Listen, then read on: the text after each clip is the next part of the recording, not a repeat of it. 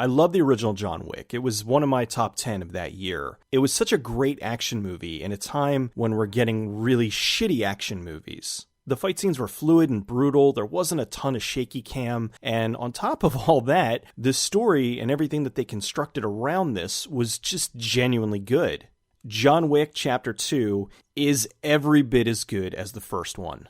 What I liked about it was that they did what every good sequel should do. They took the foundation of things that were started in the first film and then expanded them more. So here's this underground group of assassins, and they all have this specific code of ethics that they have to follow, and there's sanctuaries all over the world where they can go to get away from things, or even to get away from other assassins that are trying to kill them. The movie picks up shortly after the first John Wick. He is the living embodiment of the boogeyman, and he's out to get his car back. The nice thing that they did was that for the people who hadn't seen the first film, they did a brief reintroduction to everything. So they were bringing everybody up to speed in a way that didn't feel like they were retelling everything. As it was happening, I was enjoying it because you had a character that was explaining what had happened previously and who John Wick was and why he was doing this. They did it very briefly. They just kind of, I don't want to say glossed over it, but just covered it enough so that you knew, okay, John Wick is a bad motherfucker. Get out of his way. And then after he gets his car back, they talk to some of the characters that were from the first movie, well, the ones that are still alive, that is, and showed that the things that happened in the first movie were now having a ripple effect on his life now. The action was just phenomenal. They stepped it up even more with this one. They had so many well-choreographed fight sequences, and they had them in incredibly unique locations. So it wasn't just two guys fighting in a room. It was two guys fighting inside of a train. Or it was a bunch of people fighting inside of this art exhibit. They went more in depth with the Assassin's Code. They showed just how far the reach of this thing had. There were a few scenes, I'm not going to spoil them, but there were a few moments that were very jaw-dropping. There was also a particular moment that I jumped. It wasn't a jump scare. It's just I did not expect what happened to happen. This is now the third big budget movie I've seen Ruby Rose in. I had never even heard of her until XXX Return of Xander Cage. And I liked her in that. And then she was in Resident Evil, but didn't do anything. And so now she was in John Wick 2. And she was one of the most memorable characters. She was the mute assassin. And I think they did just enough with her character. I liked her. She showed up. She was a badass. She was very commanding. And she had a really good presence. I'm hoping that they bring her back for the next one because she was really interesting and she had some of the best moments between her and John Wick. I really enjoyed them going back and forth. They played off each other well.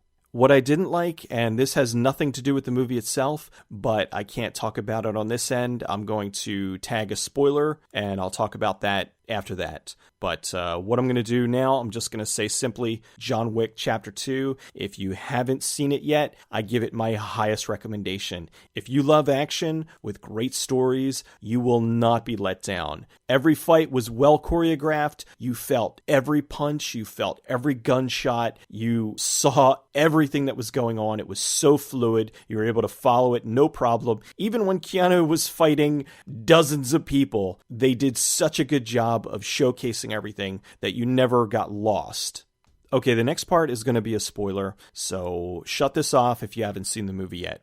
Here's what I didn't like about the movie, and this has nothing to do with the movie itself. This has to do with, once again, the marketing campaign. There were two moments in the film that were heavily shown in the trailers that were ruined in the movie. The first being that Keanu goes to see Lawrence Fishburne. And in the movie, you don't know if he's going to help him or not. He's kind of toying with him. You don't really know if he's going to be on his side or not. In the trailer, they show the scene where he's like, somebody get this man a gun. So you know that he's going to help him. And that was kind of annoying because it would have been nice to keep that suspense up because they did ride it for a while. They rode it for a few minutes until finally he sits down, he gives him the gun. And it was irritating because I knew that's where it was going. The other thing, and this really irritated me, once again, with the trailer, they pretty much showed the end of the movie. John Wick just found out that he was labeled excommunicado, and what that means is now every assassin is coming gunning for him.